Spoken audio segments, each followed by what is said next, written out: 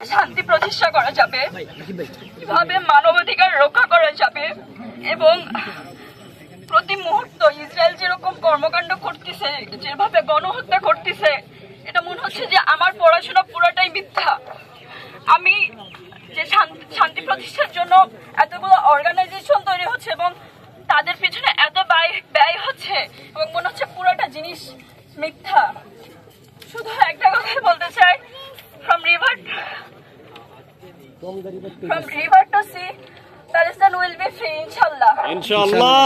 আমরা এই পৃথিবীর বুকে একটা মানচিত্র হারিয়ে যাচ্ছে, সেই মানচিত্র রক্ষার জন্য, সেই মানচিত্রের উপর দাঁড়িয়ে থাকা বসবাস করা মানুষকে রক্ষা করার জন্য এখানে এসে দাঁড়িয়েছি।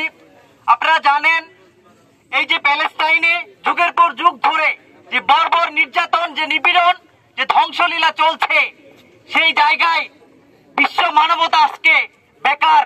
আপনারা জানেন পৃথিবীর বুকে 57টা রাষ্ট্র, ইসলামিক রাষ্ট্র, তাদেরকে নিয়ে একটা ওয়াই বিশ্বকরণ আছে, তারা কোনো কথা বলছে না। সৌদি আরব ইসলামের কেন্দ্র, তারা কোনো কথা বলছে না। কোথায় তারা? কোথায় ইসলামী রাষ্ট্র? এইটা আসলে বাস্তবে ধর্মযুদ্ধ নয়, এটা মানবতার যুদ্ধ। পৃথিবীর সকল মানুষের উচিত সেই প্যালেস্টাইনের পক্ষে এসে দাঁড়ানো।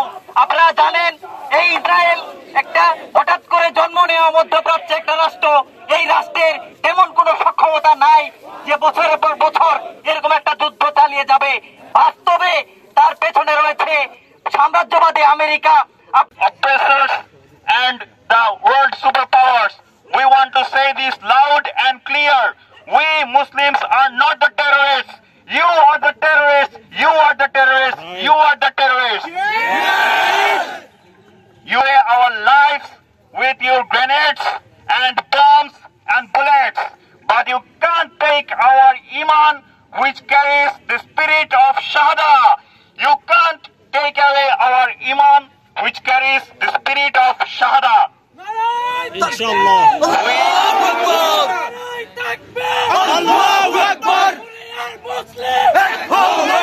হিসাবে পড়ে একজন মানুষ হিসেবে মানবতার প্রশ্নে আমাদের কি করণীয় সেটা করতে হবে। আমি একজন সাধারণ মানুষ, একটা প্রতিষ্ঠানে কাজ করছি, আমি তো ওখানে কি কিছু করতে পারবো না। তবে আমি সেই বিখ্যাত মানুষদের, সেই মানবাধিকার নিয়ে যারা চিৎকার করে যুদ্ধ করে, তাদের দৃষ্টি আকর্ষণ করে বলতে চাই, মুসলমান কিংবা ভিন্ন ধর্মের একজন মানুষের রক্ত আপনাদের যদি হৃদয়ে স্পর্শ না করে, আপনারা আসলে অধিকার কর্মী নন। আপনাদের এই অধিকার কর্মটি হচ্ছে আপনাদের পৃথিবী শাসন করার কৌশল। পুঁজিবাদকে যেভাবে সমালোচনা করেছে পরপর সবাই, দর্শনের শিক্ষার্থী হিসাবে আমি খুব সাবধানে কথা বলতে চাই। অতি সাবধানেই আজকে বলতে হচ্ছে, কোন অর্থনীতি, কোন রাজনীতি গাজায় যে গণহত্যা হয়েছে সেটাকে সমর্থন করে না। ফলে আপনারা যে কাজটি করেছেন আর যে অর্থনীতি, রাজনীতির কথা সারা পৃথিবীতে ছড়াচ্ছেন, গণতন্ত্রের সবক দিচ্ছেন, মানুষদের সাথে মানুষের ভালোবাসার কথা বলছেন, কোন ভালোবাসার অস্ত্র দিয়ে দেহ থেকে মাথা বিচ্ছিন্ন করছেন গাজার শিশুদের? আপনারা সরাসরি সাহায্য করছেন। আপনারা কেন নিশ্চুপ আছেন? কোনো ধর্ম নয়, অন্য কোনো বিষয় নয়, শুধু মানুষ হিসাবে আমরা মানুষের প্রতি যে অঙ্গীকারটুকু রাখি সেটুকু সকলেই করুন। আর আমাদের পক্ষে এখানে যে কাজটি করা উচিত, জাহাঙ্গীরনগর বিশ্ববিদ্যালয় আমরা যেটুকু করতে পারি, আমাদের সোশ্যাল মিডিয়াতে আমরা যারা এ ব্যাপারে ভূমিকা রাখা প্রয়োজন তাদের সচেতনতা বৃদ্ধি করতে পারি। যারা মুসলমান হিসাবে ইমানের অঙ্গীকার ব্যক্ত করেন তাদের স্ববিরোধিতা স্মরণ করিয়ে দিতে পারি।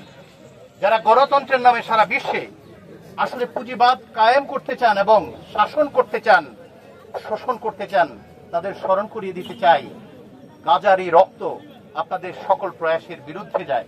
আপনারা দয়া করে স্ববিরোধ মুক্ত হন, মানুষ হন, তারপরে পৃথিবী শাসন করুন। যারা অংশ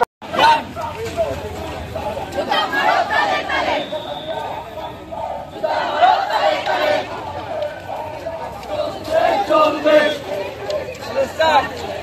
Palestine! Palestine!